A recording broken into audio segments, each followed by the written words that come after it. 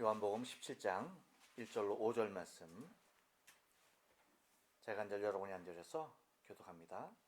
예수께서 이 말씀을 하시고 눈을 들어 하늘을 우러러 가라사대 아버지여 때가 이르렀사오니 아들을 영화롭게 하사 아들로 아버지를 영화롭게 하옵소서. 아버지께서 너희에게 주신 모든 자에게 영생을 주게 하시려고 만민을 다스리는 권세를 아들에게 주셨으니 그렇소이다. 영생은 유일하신 참 하나님과 그의 보내신 자 예수 그리스도를 아는 것이니이다. 아버지께서 내게 하고 주신 일을 내가 알고 아버지를 이 세상에서 영화롭게 하셨사오니. 같이 씁니다. 아버지여 창세전에 내가 아버지와 함께 가졌던 영화로서 지금도 아버지와 함께 나를 영화롭게 하옵소서. 아멘. 예, 오늘 요한복음 17장 1절 5절에 있는 말씀을 가지고 아들의 소원이란 제목으로 말씀을 전합니다. 우리 다 같이 한번 인사합니다. 옆 사람과 인사하시고 앞뒤 사람과 인사하시고 우리 가족들과 인사하실 때 지난 한 주간 동안 평안하십니까? 인사합니다. 지난 한 주간 동안 평안하십니까? 평안하십니까? 예, 평안하십니까? 효는 우리 민족의 기본적인 정서입니다. 우리 민족에 있어서는 불효만큼 인간의 큰 악이 없을 만큼 효도는 한민족에게 있어 제일로 강조되는 부분이기도 합니다. 그 덕분에 우리는 아무리 어려운 상황 속에서도 어떠한 환경 속에서도 가족을 매우 소중히 생각하고 지키며 함께해 왔던 그러한 자리를 지킬 수 있었습니다.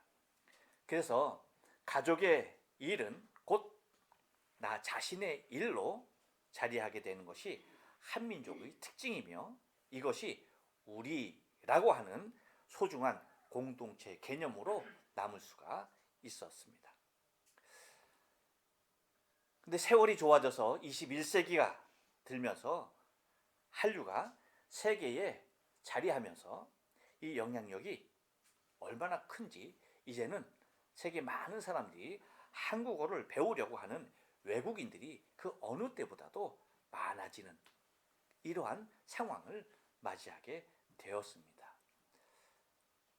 그래서 한글 학당 같은 경우에 세계 각각 여러 곳이 있지만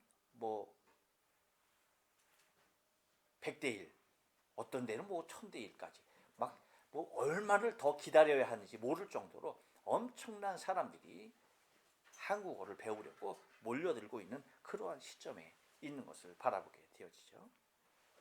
그런데 여러분, 우리도 외국에 살면서 외국어를 배우고 공부하려고 하지만 어려운 일이 한두 가지가 아니죠.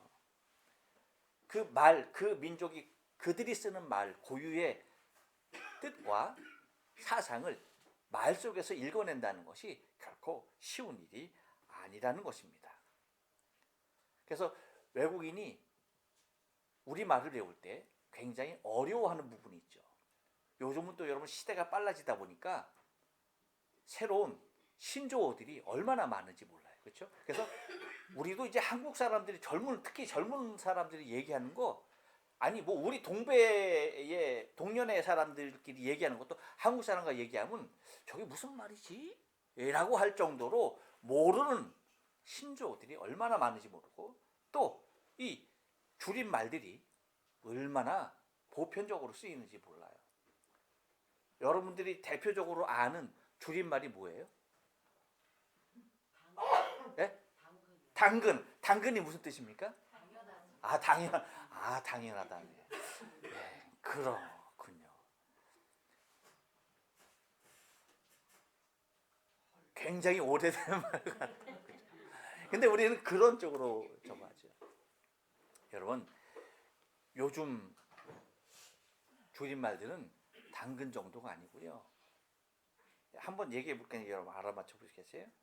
전매추회가 뭐예요? 예? 전매추회. 모르시는군요. 저도 몰라요. 저도 찾았어요. 점심 메뉴 추천해 주세요. 점심 메뉴 추천해 주세요. 그게 전매주예요. 너무 어려웠어요? 그럼 좀 더 간단한 거? 여러분 꾸안꾸가 뭐예요? 꾸안꾸. 꾸안꾸. 중국말이에요? 예. 꼬조 안 꼬조 아니에요. 꾸안꾸는 여러분을 얘기하는 거예요. 여러분. 뭐냐면요.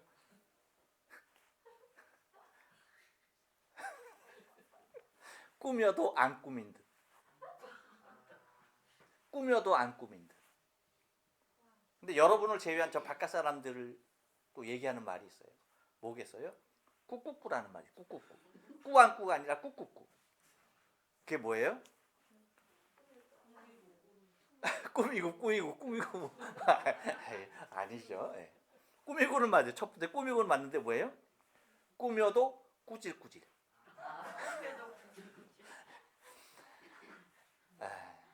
사실 같이 우리가 대화하는 말이지만 전혀 알아듣지 못할 말들이 많이 있어요. 이런 것들은 이제 신조어기 때문에 우리 같은 민족, 같은 말을 쓰는 사람들도 모를 수가 있는 것이 당연해요. 근데 보편적인 말, 그 중에서 외국인들이 가장 어려워하는 개념의 단어가 있어요. 우리에게. 그것이 뭐예요? 바로 우리라고 하는 거예요. 외국인들이 대한민국에 와서 한국어를 배울 때 가장 어려워하고 헷갈려하고 이해가 안 가. 이거 도대체 그들의 개념으로는 이해가 안 가는 말이 뭐예요? 우리라는 거예요. 우리. 여러분 우리라는 말을 우리가 너무나 흔히 쓰죠. 그렇죠? 그렇죠? 그래서 우리라는 말을 보면 우리라는 말의 사전적인 의미는 다른 것이 아니라 말하는 이가 자기와 듣는 이 또는 자기와 듣는 이를 포함한 여러 사람을 가르치는 1인칭 대명사로 우리라는 말을 쓰는데 이 우리라는 말이 외국인들이 가장 이해하기 어려운 개념 중에 하나라는 거예요. 왜? 전혀 다른 개념이기 때문이에요. 여러분 우리가 우리라는 말을 얼마나 폭넓게 쓰는지 아세요? 아마 그냥 우리가 말은 하지만 지금도 계속 제가 우리라는 말을 쓰고 있는데 이렇듯 우리라는 말은 우리들 중에 얼마나 보편적이게 쓰는 단어인지 사실 우리라는 말이 안 들어가면 우리는 말이 안 되는 거야. 그래서 여러분 가족 관계에서도 그렇게 쓰잖아요. 그렇죠? 뭐라 그래요? 우리 가족, 우리 애들, 우리 남편, 우리 아내. 그래서 외국인들이 생각하는 개념에서는 이게 이해가 안 가는 거예요. 아니 왜 우리 남편이고 왜 우리 아내이고 야 내 와이프고 마이 와이프 마이 허즈밴드지 무슨 아워 와이프냐 이게 말이 안 되거든요. 우리 아내라고 하는 것 우리 가족 마이 패밀리지 그쵸? 나의 아내고 나의 남편이지 우리 남편이고 우리 아내이지 않는다는 우리 가족이지 그쵸? 나의 가족이지 우리 가족이 아니라는 그러니까 우리라고 하는 개념이 너무나 어렵다는 거예요. 가족 관계에서만 그래요? 아니죠. 소유물에서도 그래요. 우리 집 그리고 우리 차 우리 가게 우리 사업 그쵸 여러분? 다 그렇게 얘기하는 거예요. 뭐 소유물까지 그렇습니까? 아니에요. 우리의 소속도 그래요. 뭐라고까지 얘기합니까? 나라도 우리나라. 그렇죠? 마이 컨트리가 아니에요. 우리나라. 그리고 또 뭐예요? 우리 동네, 우리 학교, 우리 교회, 우리 친구. 다 뭐예요? 우리라는 말로 쓰는 거예요. 그러니까 외국인의 개념에서는 도대체 이해할래야 이해하기 힘든 부분 중에 하나가 바로 우리라고 하는 개념이에요. 근데 우리는 뭐예요? 이 우리라는 개념이 뭐예요? 너무나 보편적이에요. 이걸 빼면은 이 사상을 빼면은 우리는 얘기할 게 없고 통하지가 않는 그러한 정서를 갖고 있다는 겁니다. 이렇듯 한국인의 개념은 일반적인 세계의 상식까지도 초월할 정도로 우리에 대한 개념이 너무나 보편적이라는 거예요. 이 얘기는 여러분 뭐예요? 처음으로 돌아가서 다시 말하면 한 민족에게 이렇게 우리라고 하는 이러한 개념이 이렇게 자리할 수 있었던 근본적인 모습이 뭐냐? 그것은 곧 효라는 것이 그렇게 가장 깊이 뿌리 내릴 수 있는 근간이 되었기 때문에 우리라고 하는 이 말이 이렇게 보편적인 모습에서 쓰여지게 된다는 것입니다. 곧 한국의 효는 그 뿌리가 이토록 엄청나다는 것입니다.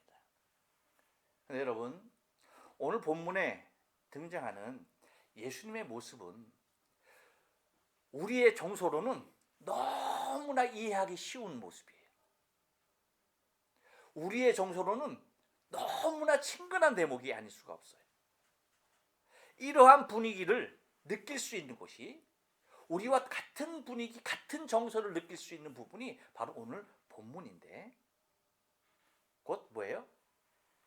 아들이 아버지를 높이고 아들이 아버지를 위하고 아들이 아버지를 아버지 되게 하시는 모습을 오늘 본문을 통하여서 찾을 수 있다는 것입니다. 우리는 지난주와 지지난주를 통해서 같은 본문을 우리가 계속 보고 있어요. 그래서 지지난주에는 1절 말씀 중반절까지 말씀 가지고 때가 이르러 싸우니라는 제목으로 말씀드렸고 지난주에는 2절 3절 말씀을 통해서 영생은 이라는 제목으로 은혜를 나누었습니다. 그리고 이제 오늘은 그 남은 말씀들 우리가 1절 중반절 이후와 그 다음에 4, 5절을 우리가 가지고 좀 묵상하길 원하는데요. 이 말씀을 통하여서 우리가 좀 더 깊이 우리 예수님의 그러한 정서적인 모습 우리와 같은 정서를 가졌던 그 모습들을 우리가 좀 찾아보길 원하는 것입니다. 여러분 한번 질문을 드릴게요. 자녀로서 부모에게 소원하는 것이 혹시 있습니까? 자녀로서 우리 부모에게 소원하는 것들 있습니까? 예, 여러분 있다라고 한번 무엇이 있는지 한번 생각해 보시고요. 또 하나 그러면 부모로서 자녀들에게 소원하는 것이 있습니까? 근데 여러분 봐요. 부모로서 자녀에게 소원하는 것이 많습니까? 자녀로서 다시 자녀로서 부모에게 소원하는 것이 많습니까? 부모로서 자녀에게 소원하는 것이 많습니까? 아, 여러분도 그렇게 생각해요? 부모로서 자녀에게 소원하는 것들이 굉장히 크죠. 기대감이 있는 거예요. 그렇죠? 그러니까 우리 옛날에 그런 얘기 많이 우리 박찬호 선수가 메이저리그에서 막 그냥 승승장구하면서 엄청난 개런티를 받을 때 그렇게 얘기했죠. 아들을 바라보면서 뭐라고 해? 야, 너는 왜 박찬호가 아니냐? 그러면 뭐예요? 내가 돈방석에 앉을 거고 명예도 얻을 거고 그러잖아요. 그럼 아들이 뭐라고 그랬어요? 아빠는 왜 이병철 아니야? 라고 얘기했다. 그럼 무슨 그 얘기가 있어? 그러니까 바라는 뭐가 있는 거예요? 예. 소원들이 있는데 사실 부모가 자녀에게 소원하는 것들이 더 큰 맥락을 바라보게 되는데 오늘 본문에서는요. 정말 순수한 주님의 모습에서는요. 아들로서 아버지에게 소원하는 모습들을 오늘 본문에서 그리고 있는 것을 바라보게 됩니다. 그러면 아들로서 아버지에게 소원하는 이 모습들이 과연 어떠한 것이었던가를 좀 우리가 좀 상고하면서 은혜를 나누기를 원하는데요. 여러분, 예수님께서 원하셨던 아버지에게 원하셨던 당신 곧 아들의 소원은요. 한번 따라서 합니다. 아들의 때 아들을 영화롭게 하여 달라는 것입니다. 예, 여러분 1절 중반절 말씀 보면 아버지여 때가 이르러 싸우니 아들을 영화롭게 하사라고 얘기합니다. 이 때에 대해서는 여러분 우리가 지지난 시간에 충분히 말씀을 드렸죠. 이것이 어떤 때인지 말씀을 드렸습니다. 바로 그때 가장 중요한 아들에게 있어서 가장 중요한 때, 그렇죠? 그때 아들이 나를 영화롭게 해달라고 하는 것이 아버지를 향한 아들의 소원이었어요. 근데 이것은 이 소원 속에 우리가 찾아낼 수 있는 것은 무엇이냐면 이것은 다른 것이 아니라 여러분 이 아들의 소원 가운데 아들의 때 아들을 영화롭게 해달라고 하는 이 말씀은요 다른 것이 아니라 아버지에 대한 주권을 그대로 고백하는 말인 것을 우리가 이해할 수가 있어요. 다시 말하면 나 스스로가 할 수 있는 영역이 아닌 이것까지도 곧 나를 영화롭게 하는 것까지도 아버지의 허락으로만이 가능하다라고 하는 사실을 고백하고 있는 거예요. 우리는 여러분 얼마나 많은 부분에서 내 스스로의 영화를 찾으려고 해요. 그렇지만 예수님께서 아버지께 소원하는 것은 내가 영화롭게 되는 것 자체도 누구로 인하여 가능하다? 아버지로 인하여만이 가능하다라는 거예요. 이것이 주님께서 아버지에게 소원하는 내용인 것입니다. 곧 아들로서 아버지의 주권에 대한 모습을 그대로 인정해드리고 있는 것을 바라보게 됩니다. 여러분, 우리의 낭패는요, 우리 스스로가 할 수 있는 일이 너무나 많다는 것에서부터 비롯된다는 것을 우리가 기억해야 돼요. 어디로부터 비롯된다고요? 내 스스로가 할 수 있는 일들이 너무나 많다는 거예요. 우리는 나 스스로가 아버지께 구하지 않아도 내 스스로가 해결할 수 있는 일들이 너무나 산재되어 있다는 거예요. 이것이 우리가 넘어질 수밖에 없는 요인이라는 사실을 우리가 기억해야 돼요. 곧 매사에 하나님에 대한, 하나님 주권에 대한 의식이 우리 안에 있어야 한다는 것입니다. 근데 매사에 하나님의 모든 주권이 의식되기보다 매사에 내가 무엇인가 할 수 있다라고 하는 그 주도권이 나 스스로에게 부여되어 있다는 것이 우리가 우리 스스로를 넘어지게 하는 요인이라고 하는 사실이에요. 아무리 작고 하찮은 것이라 하더라도 아버지의 허락 없이는 불가능하다는 그 사실을 예수님께서 이 말씀을 통해서 우리에게 밝혀주고 있는 거예요. 그 중요한 예가 한 가지 있습니다. 그것이 뭡니까, 여러분?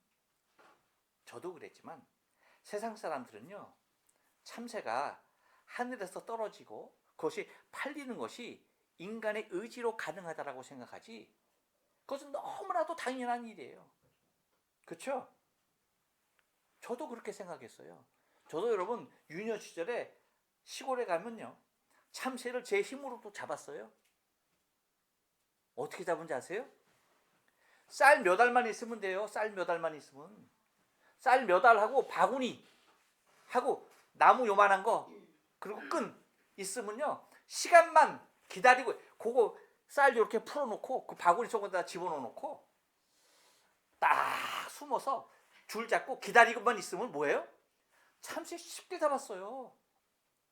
참새구이가 얼마나 맛있든지. 참새 하나님 나 참새 잡게 해주세요. 기도하지 않았어요? 그뿐입니까? 이제 컸죠. 커서 공기총을 사가지고 비둘기 잡고 참새 잡았거든요. 얼마나 재밌게 잘 잡았는지 몰라요. 맞고 떨어지는 게 예술이죠.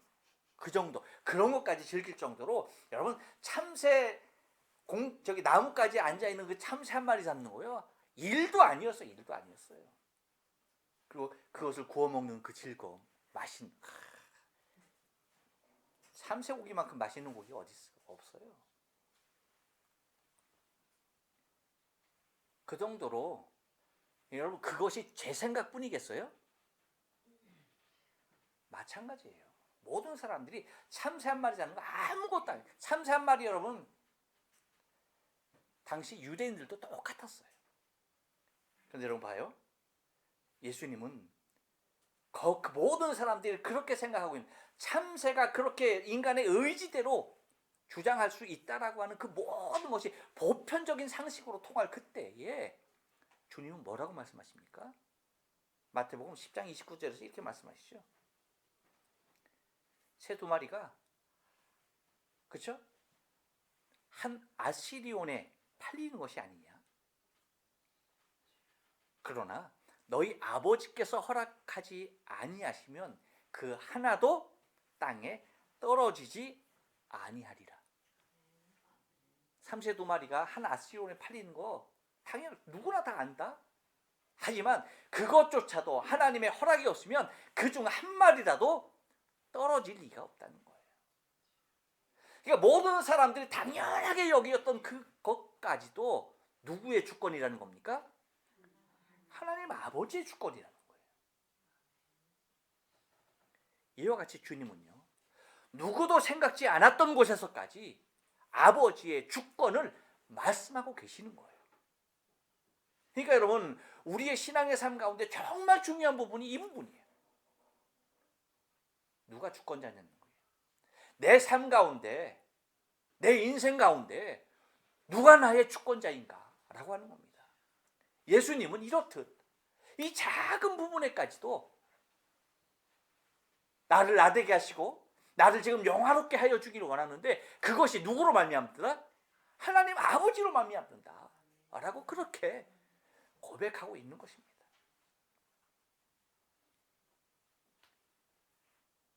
이러한 차원에서 주님은 당신이 영화롭게 되는 것조차도 아버지의 뜻에 달렸다는 것입니다.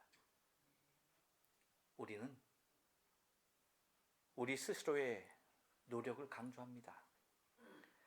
나 자신의 능력을 신뢰합니다. 나 자신의 재능과 시간이 투자되면 그 결과가 나 자신을 만들어 놓는다라고 그렇게 생각을 합니다. 하지만 여러분, 아들은 달랐어요. 예수님은 달랐어요. 절대 그렇게 생각하지 않았습니다. 여러분, 예수님이 능력이 없었을까요?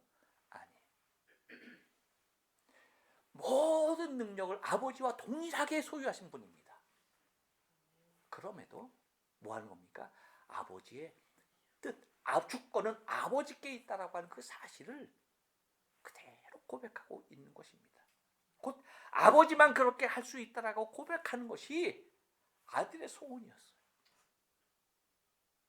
여러분, 우리의 신앙의 삶도 이와 같아야 돼요. 내 인생의 삶 가운데 아무리 작은 일에 하나의 결정이라 할지라도 누가 허락해야 하는 것입니까? 아버지께서 허락해 주셔야죠. 여러분, 내 뜻이 당연히 그렇다 할지라도 그것을 그대로 밀고 가는 것이 아니라 아버지께서 이루어 주옵소서 라고 하면서 내 인생의 내 모든 주권은 아버지께 있습니다.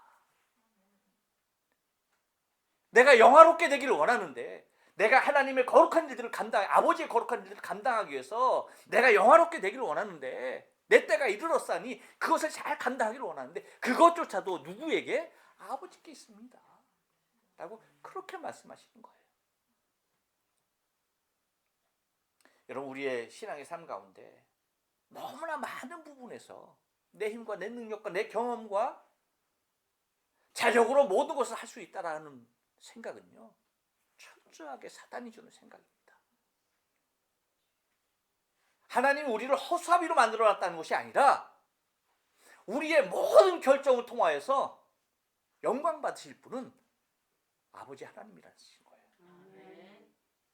또한 그 모든 일을 온전하게 이루실 수 있는 분은 하나님 한 분이라는 거예요. 이것이 아들의 소원이었어요.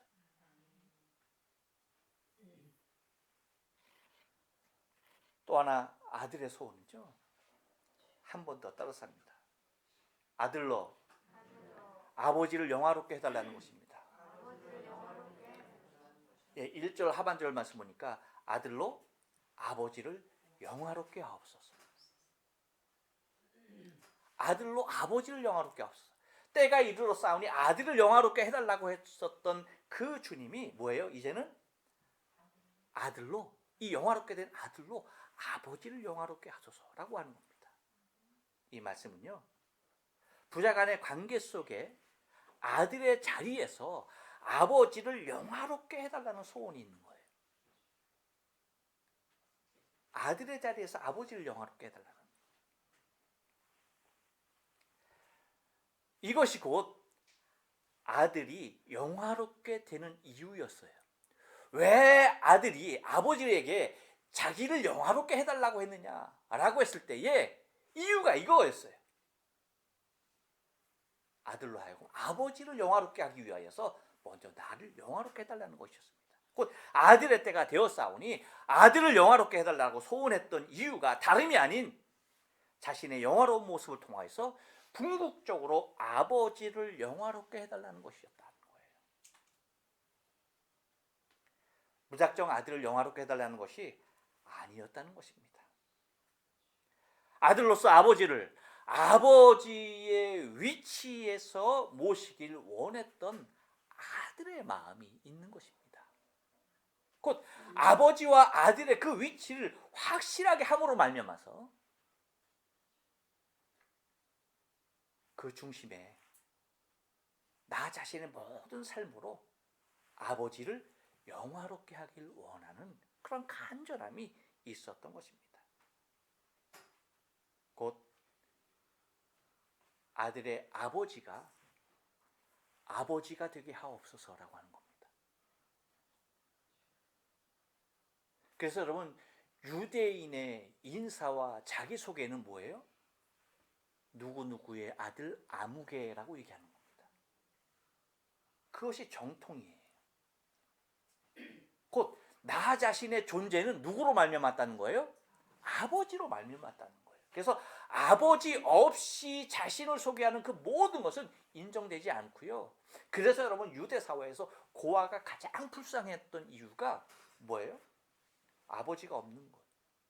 내가 누구의 아들, 누구라고 할 수 있는 말의 근거가 없다는 그 사실 자체가 가장 비참하게 만들었던 것이죠. 그만큼 아들에게 있어서 아버지가 아버지 되어야 하는 이유는 아버지가 아버지 될 때 아들의 위치가 뭐예요? 견고히 되는 것입니다. 그래서 당신을 통해 아들로 통하여서 아버지가 아버지로서의 영화로운 모습에 이르게 해달라고 하는 것이 이 아들의 소원이었던 것을 우리가 바라볼 수가 있다는 겁니다. 또 하나 아들의 소원은요, 한 번 더 따라서 합니다. 사명으로 아버지를 영화롭게 해달라는 것입니다. 예, 여러분 4절 말씀을 다 같이 한번 읽어볼게요. 시작. 아버지께서 내게 하라고 주신 일을 내가 이루어 아버지를 이 세상에서 영화롭게 하였사오니 라고 얘기합니다. 예. 이 말은 무슨 말입니까? 아버지가 주신 사명을 감당하기를 소원한다는 것입니다. 아버지께서 내게 주신 그 사명을 내가 온전한 모습으로 감당하기를 원한다는 것이에요. 그것이 나의 소원이라는 거예요. 여러분, 우리의 신앙의 눈이 이렇게 열려져야 돼요. 예수님과 같이 이렇게 열려져야 돼요. 곧 내가 이루길 원하는 일로 아버지께 구하는 것이 아니라, 내가 소원하는 일로 아버지께 구하는 것이 아니라, 아버지가 내게 원하는 일로 아버지께 구하는 것이 되어야 한다는 거예요. 이것이 아들의 소원이었어요.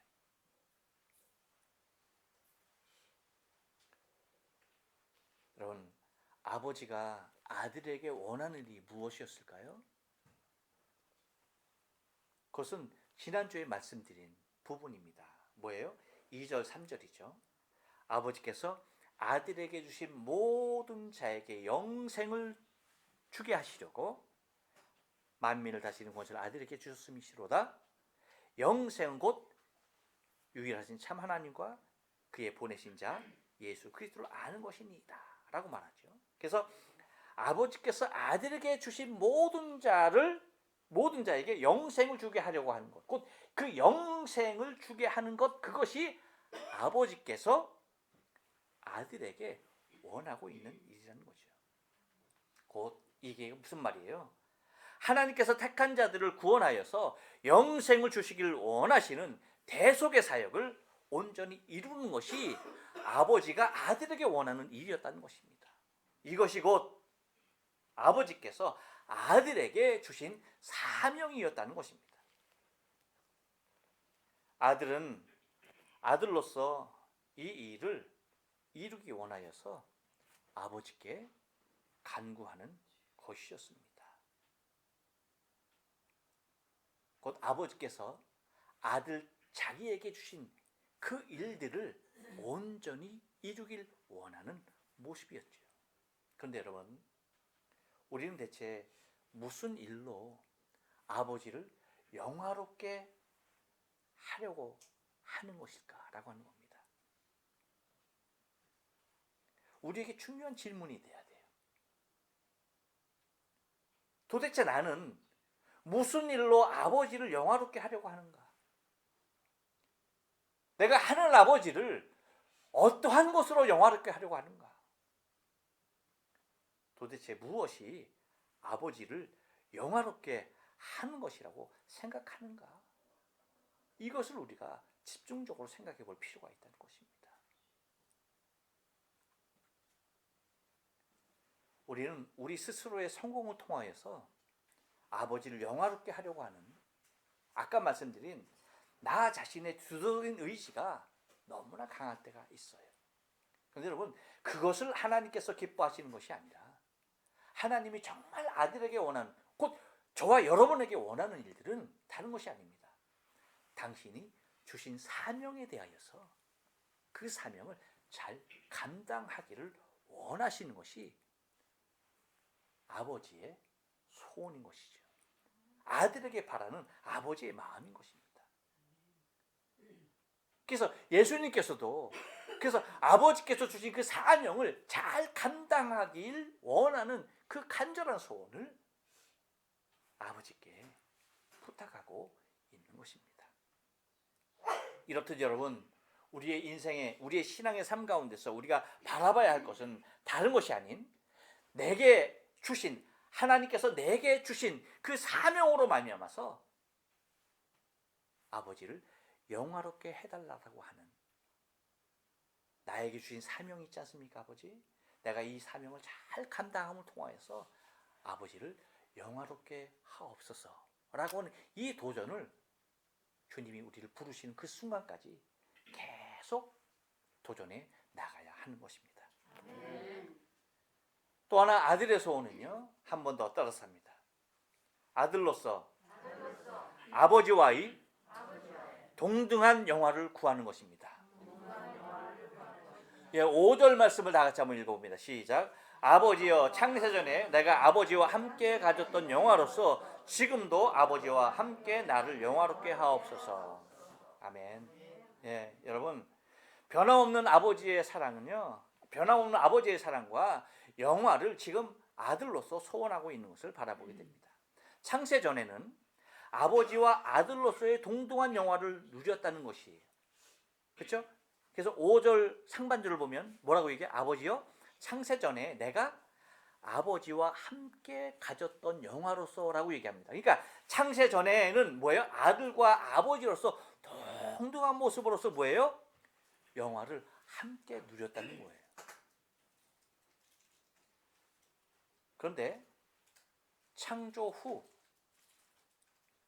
인간의 타락으로 인간을 구원하기 원하시는 아버지의 마음이 아들을 사지로 몰아넣는, 그것을 선택하는 그 순간 아들이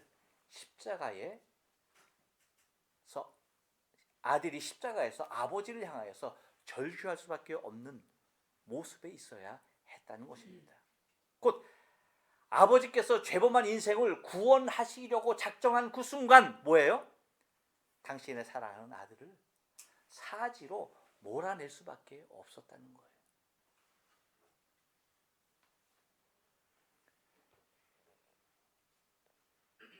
그 모습의 절정은 현실로 이루어지는데 마태복음 27장 47절에서 그렇게 얘기하죠. 제 9시쯤에 예수께서 큰 소리 질러 이르시되 엘리 엘리 라마 사박다니 하시니 이는 곧 나의 하나님 어찌하여 나를 버리셨나이까 하는 뜻이라. 이와 같이 아버지께로서 버림받는 아들의 관계로 형성되는 상황에 내몰린 것입니다.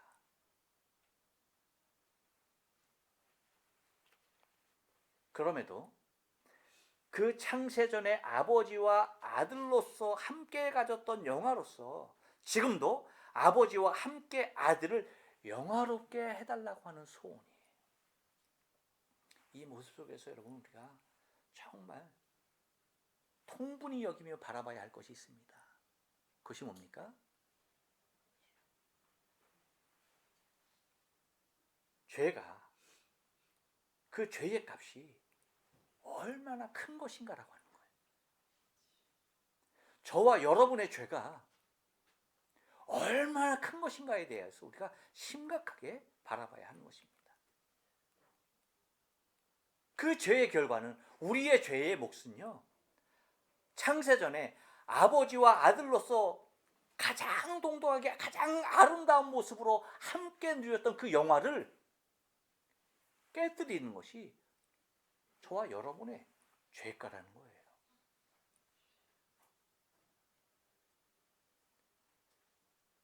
그래서 아들이 아버지께서 원하시는 그 일에 순종함으로 들어가고 있지만 그 순간 뭐예요? 아버지와 아들로서 동등하게 창세전에 누렸던 그 영화를 잠시 내려놓을 수밖에 없는 상황이라는 사실이죠. 그것이 우리 인간의 죄의 모습이에요. 여러분, 우리 인간의 죄가 하나님 아들과 아버지의 그 영화로운 관계까지도 단절시킨 모습에서 여러분 우리의 죄가 그 무엇인들 단절시키지 않겠느냐는 얘기죠. 그 어떤 관계를 끊지 못할 것이 무엇이 있냐는 얘기죠. 그만큼 처절하고 그만큼 큰 대가를 치러야 하는 것이 죄의 결과라는 것입니다. 그러므로 여러분 우리가 이 말씀 속에서 하나님께서 우리를 향하신 그 사랑은요, 아들과 함께 영화로운 그 단계를 가장 귀한 모습 아닙니까? 여러분 우리의 삶 가운데 가장 행복한 순간이 뭐예요? 다른 것 아니잖아요. 아까 말씀 초반에 우리의 개념, 효에 관한 개념에 대해서 우리의 정서를 말씀드렸는데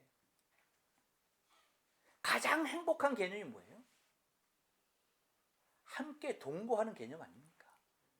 사랑하는 가족이 함께 행복을 누릴 수 있는 그 모습이 가장 우리가 소망하는 그 모습 아닙니까?